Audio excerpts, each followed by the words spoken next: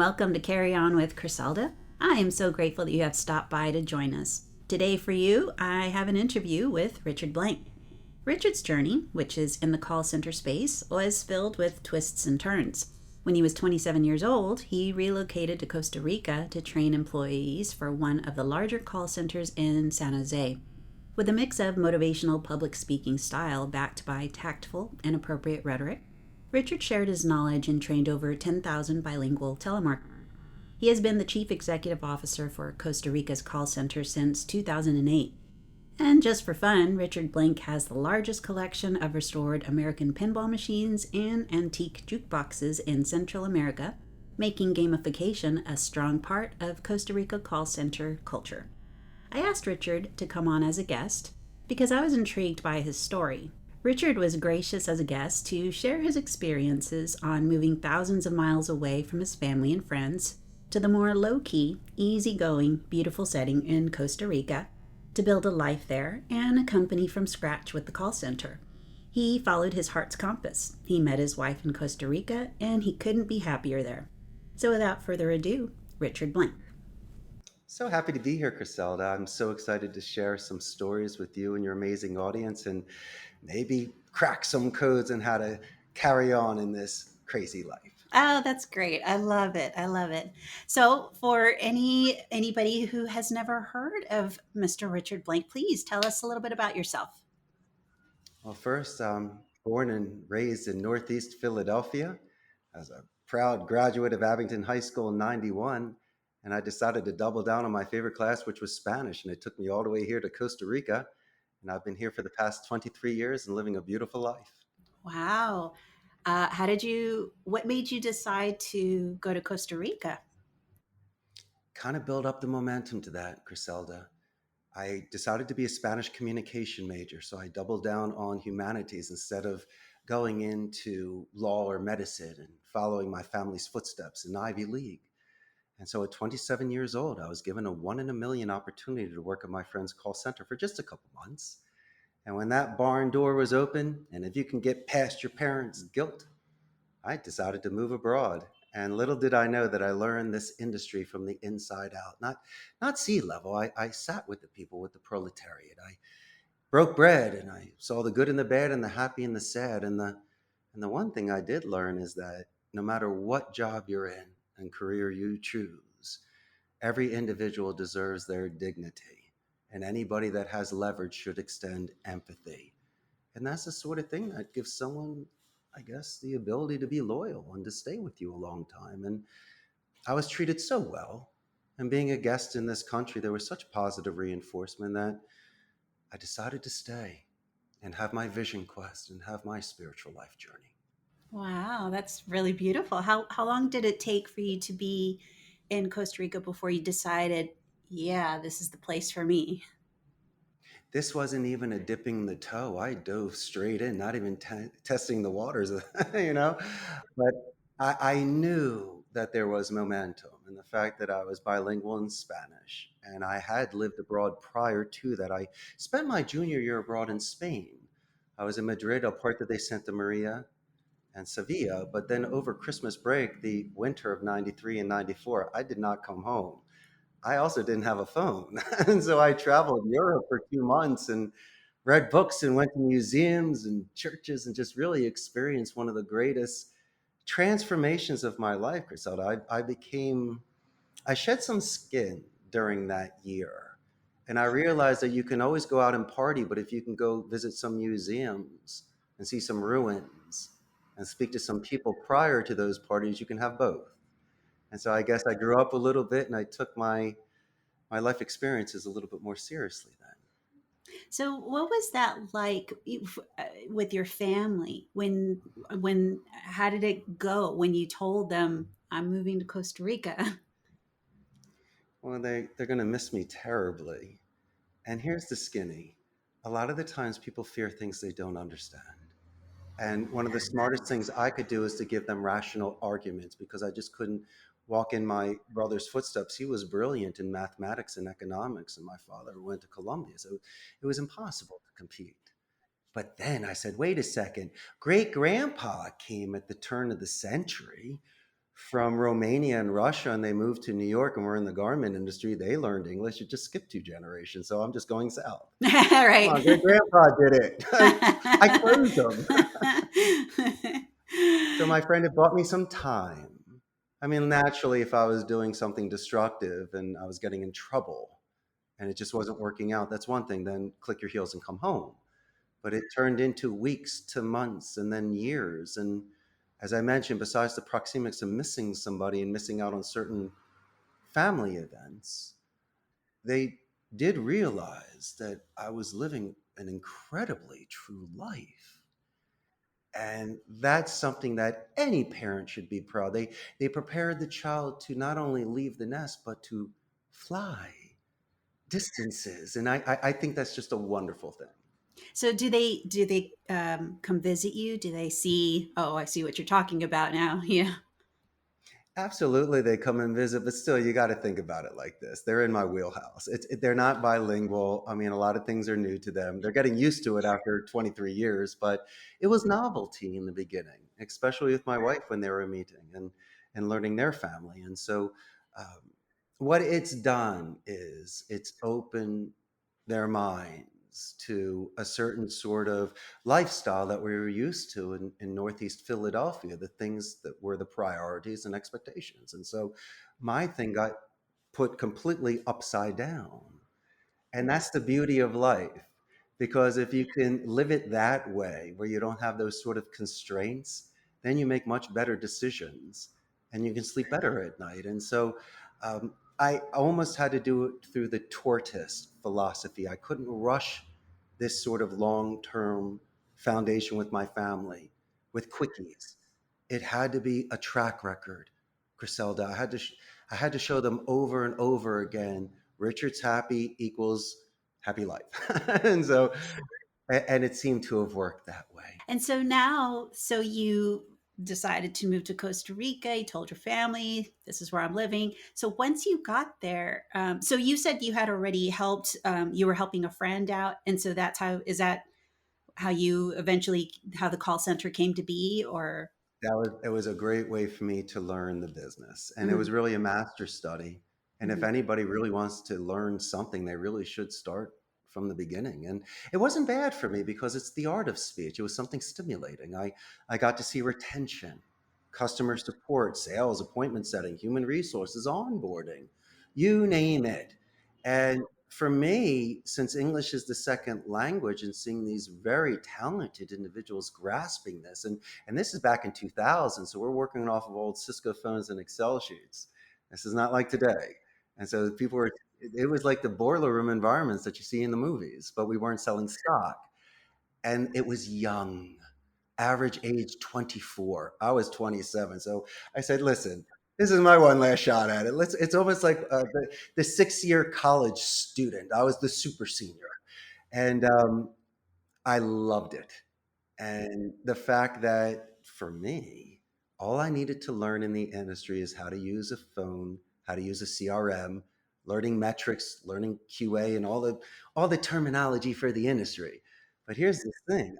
I was great on the phone. I showed active listening. I loved these conversations. And so instead of seeing it as a grind, my calls lasted a little longer, but my conversions were better. And I was earning enough money with my friend where I could live here and live well. And so the stars were aligned, Griselda. It's one in a million shot hit. How many times does somebody have to do a curly Three Stooges smack me in the face to say, Richie, wake up. This is it. This is it. And so I took it and it hasn't stopped. And when I had my maturity in my mid 30s and my impulse control and thankfully some capital, I was capable of taking a year off and throwing my hat in the ring. And I created my website in October of 2007. And then in February 6th of 2008, I landed my first account. It was one seat for 1 week. Doesn't matter. As long as you take one slice of pizza, I sold something. And so um, even if it ended then, and I never got a single account after that, the fact that I created something from nothing like magic, metaphysics, I could have lived with myself for the rest of my life. The rest is just chance, and seeing if the dice roll in your favor. Wow. How many employees do you have under you? 150. Can Okay. you believe it? Wow. I bet your employees just absolutely love you. You sound like the kind of boss that I wish I could have had when I was still in the corporate world. It was it was very well, it was just business, and that's all it was. And it's always about, who and it's like the dog eat dog world, and it just it sounds like the type of environment that you created, however, is just, hey, I'm like you, you know, and I'm here to help build you up. So tell me a bit about your overall management style. I can't hit the ball and drag Johnny. And I really need to make sure that somebody does their own work in order to be stable. I need to coach you. So do you still have the majority of your employees? Are they still just they're 20 somethings? On average, but guess what? What about the 40-year-olds or even the 50-year-olds that don't have good computer skills? What do we do? Well, someone told me before that the greatest thing you can do is hire gray hairs. They got the experience. I can always teach someone a computer, I just can't teach them life. And these are some of the greatest telemarketers I've ever heard. And they're mentors. They can pay it forward. There's no way that I would pass on somebody because he doesn't understand to use the computer. I will cheat sheet and sit with you till you learn how to do cut and paste. You will learn it. Okay. And then from there, we take it from there. Because if you really want to choose, what would you rather have? The marathon runner or some guy that's really good on computers? I want the marathon runner. It shows something. I can always teach you that. The other thing is very difficult to learn. That comes from the heart. So what else is next for you? I mean, do you foresee yourself, retiring in Costa Rica? My next stage in life will be writing children's books. Oh, yeah. Now, check this out. I want to do mini golf and Rube Goldberg experiments. The non electrical machines and stuff, so people can like build things and do things at home too. And so I want it to interactive. I want something where people can hold something and things can move and it's fun. I want old school 70s play. And I got to figure it out, but I will crack that code. You sound like you you were just meant to be where you are, and I'm just so glad to hear that kept with your stuck with your guns and just you decided this is the place for me. Costa Rica is where I belong, and you're doing exactly what you were meant to do. Wasn't easy. Family guilt is heavy, Mhm. and there's expectations, and people love and miss you. And do I you wasn't still? irresponsible, you just have to be responsible on both. And is there still that guilt that you're working through? It's a personal thing because I always felt like I missed out on certain things. And I just turning 50 years old this past year, I think about what my life would have been like in the United States in my family real estate business, or if I sold stock in New York, decided to be an attorney, stayed in Philly. Who knows what would have happened? I would have been up in the Poconos every winter skiing. I don't know, but I tell you what, this has been a crazy journey of twists and turns, and it's a great cocktail story. But when I go back to Philly every 5 years for my reunions, and we all talk and share stories, and my friends are exceptionally successful and happy, and I love them to death. Each one of them did kind of want their adventure. And even if it was for a year, and some people backpack and stuff, and that's one thing, but a lot of them kind of had a true passion. I don't know what it was, but I know that they wanted to do it. And so they all kind of look at me and go, "Man, you had the guts to do it. I'm so proud of you, Richie." And I go, "Hey, I'm from Philly. What do you expect?" It's not that. I saw life differently. It was a gift. It was a dream. I want to come back to that definitely because that's a big part of what this podcast is about. But before I do, I must touch on. Tell me about your pinball machines. What? Well, you and I are Generation X. Remember the show Silver Spoons with Ricky Oh Schroeder? yeah, yeah, yeah. I wanted that arcade. We all wanted that Oh, arcade. okay, okay. And so, just like Tom Hanks in the movie Big, if you get some money but you still think like a kid, what's the first thing you want to buy? Right. Trampolines and pinball Oh machines. yeah. And I wanted a huge so, trampoline like on Big. right? So, you Yeah. better go buy one for yourself. And Right. one man's trash is another man's treasure. And in Costa Rica, I go treasure hunting. And for a couple $100s, I'll pick up a beauty. I'll order some stuff from the States, get an electrician to fix it. And for a couple $100s, I'm sitting on like a $4,000 Last Action Hero pinball machine. And so it's not really the money that I'm saving, it's the fact that the restoration and playing it, and the fact that these machines are older than most of my agents, and we can bond through them in a neutral environment where they can let off steam and recharge batteries, hang out with me, and make best friends. But I chose one battle to fight with my wife, and it's these machines. You can win 99.999, but she knows that I love them. And as long as I have the room, and as long as it's not hurting anybody, I believe that I have my permission from my wife to keep buying. And don't kid yourself, I'm going to continue. Why was she not on board with it at first or It's excessive, like Imelda Marcos's shoes. But my thing is, it takes up a lot of space. But she grew up where she never played them before. And so my obsession with the lights and the bumpers and the marquee and the cabinet and the playfield, she just doesn't get it. She goes, "Man, you just spent 50 cents?" I go, "Honey, you have no idea."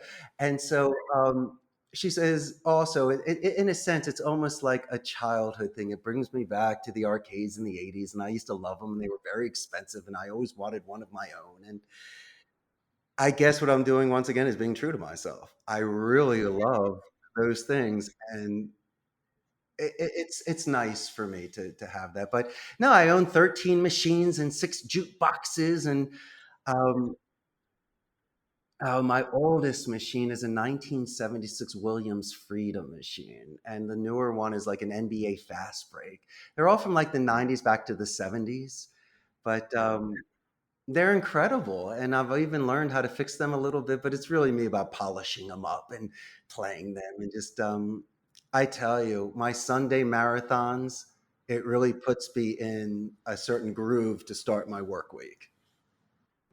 well, I love that.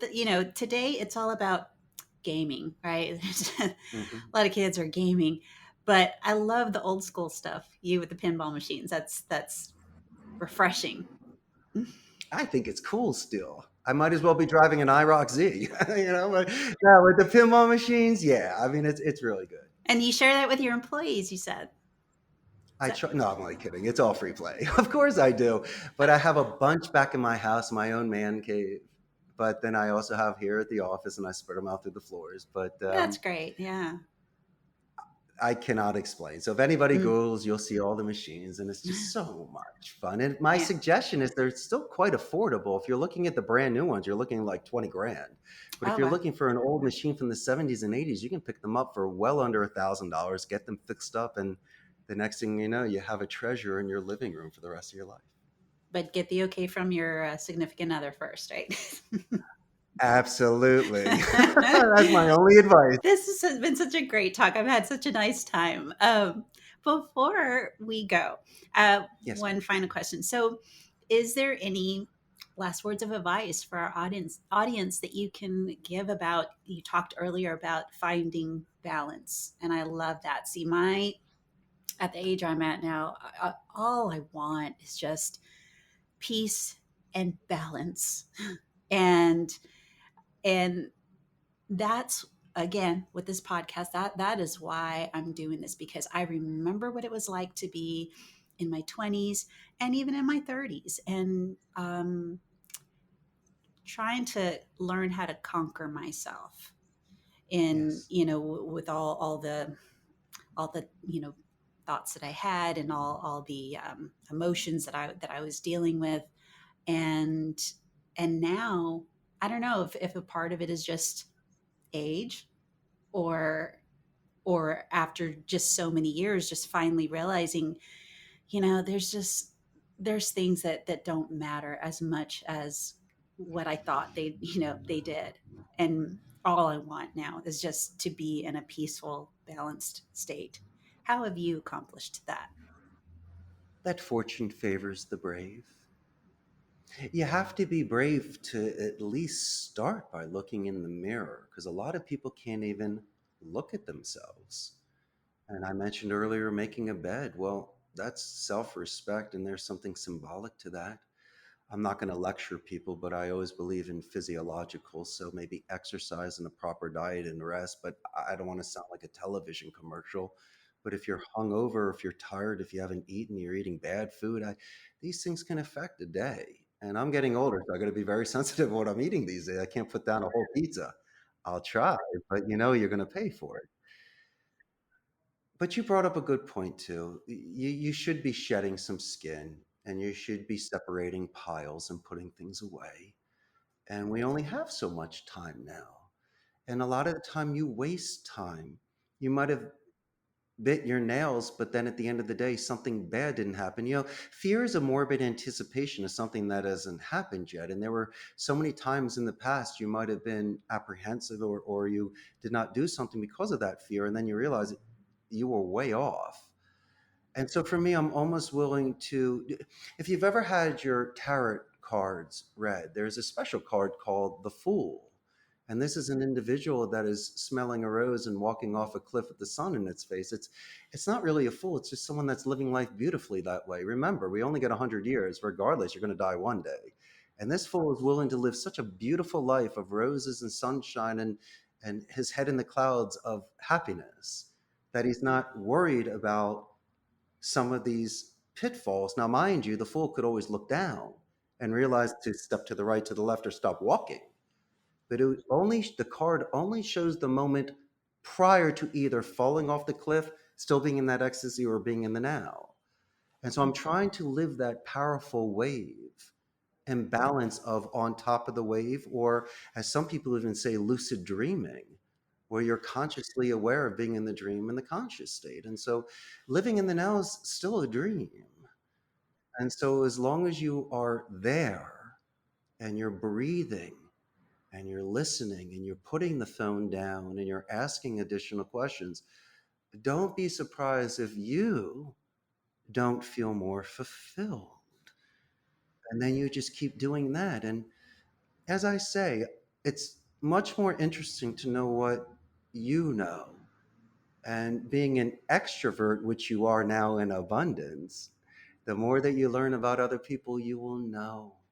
And that only enriches life. And that's my only suggestion is just to keep an open mind, open ears, and embrace somebody else's beautiful life journey. Oh, that's beautifully said. I really appreciate that. It's very inspiring. That's why you brought me on today, Griselda. That's Look what you right. did. You brought the Yeah. best out of me. Well, thank you so much, Richard, for joining us. I really appreciate it. Where can our audience find you if they want to get They to know can more buy about a you? ticket and come fly to Costa Rica and visit me. But if they're not doing that today, they can go to my huge Facebook fan page, close to 110,000 people on it. And when this goes live, my audience can't wait to meet you. And it will, give them a chance to learn the business process outsourcing in Central America, get to see me and what I do. But I can't thank you enough. Carrying on, it's really continuing on. And as I say, I'm not really into second wins. I believe in certain chapters of lives. It's still the same story of someone's development. It's a beautiful thing, same character, different script. And so I really enjoyed myself today. And you really did once again bring the best out of me. Oh, I'm so glad to hear it. Thank you so much, Richard. It's been a pleasure. Hey, thanks for listening. I appreciate every single person who supports us with downloads and listens and 5-star ratings. If you know of anyone who could benefit from these episodes, please share with them. The more listens I can get, the better this podcast fares. In other words, it helps to keep this podcast alive. This episode wraps up season 1. I know, if you were paying attention, you might be thinking, wait, this was season 1? And that's because it wasn't until only a couple of weeks ago when I went back and relabeled all the episodes as Season 1 so that we can have a small hiatus lasting about 4 weeks. But we'll still be working during that time to put together some more awesome episodes for your mind, your heart, and your well-being, to include interesting, exciting, and inspiring interviews for Season 2. So stay tuned to that. Also, I am going to work on setting up an email list so that I can send out periodic newsletters, keep you up to date on when new episodes come out, or keep you posted on any other noteworthy topics. So if you're interested in keeping up to date on what's going on in Crisalda land, please visit carryonwithcrisalda.com to sign up. There might even be a freebie in it for you. I said might. If I can get it going, it'll be there. Lastly, do visit me on Twitter at COWC_podcast and say hello. As of right now, that is my only social handle, but I will soon be expanding on that front too. I'm thinking Facebook and/or Instagram. We'll see. Do take care of yourself. Journal, meditate, practice deep breathing. Don't give up on anything you're working toward. Remember, you are not alone and you are worth it. And be sure to laugh today. Until Season 2, carry on.